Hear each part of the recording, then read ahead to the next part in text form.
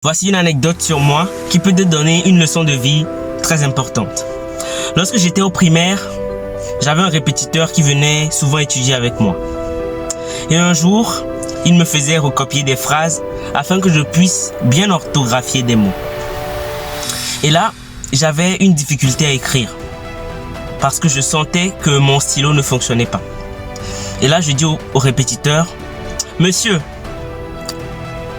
le stylo ne fonctionne pas. » Il s'approche de moi, j'ai un air calme, il examine mon environnement de travail et il me dit, « Daniel, ce n'est pas ton stylo, mais c'est la page de ton cahier qui est sale. » Ensuite, il me fit changer de page et là, le stylo fonctionnait correctement.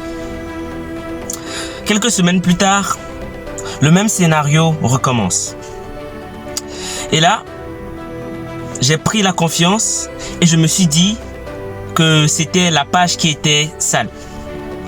Et donc je dis au répétiteur avec empressement, « Monsieur, la page de mon cahier est sale. » Il s'approche de moi, il examine la page de mon cahier, il examine mon stylo et il me dit, « Daniel, ce n'est pas la page de ton cahier qui est sale, mais c'est ton stylo qui ne fonctionne pas parce que l'encre n'arrive pas jusqu'au bout de la mine. » Et donc, il secoua le stylo d'une manière bizarre pour moi, comme avec les thermomètres. Et avec ce même stylo, sur la même page, j'arrivais à écrire de nouveau. Et donc, quelle est la leçon que je veux apprendre par cette histoire?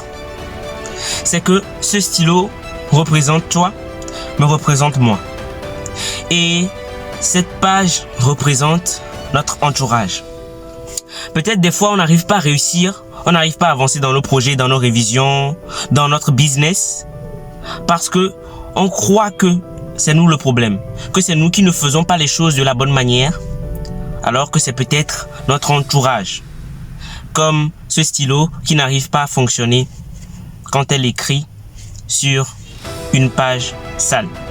D'autres fois, on croit que c'est notre entourage, qu'il y a certaines personnes qui viennent gâcher nos projets, alors que le défaut est en nous-mêmes. Il y avait un défaut, il existe encore un défaut que nous n'arrivons pas à éradiquer de notre vie. Et donc, si nous voulons réussir, mais qu'il y a certains problèmes qui apparaissent, qu'il y a quelque chose qui ne va pas, changeons d'abord notre entourage.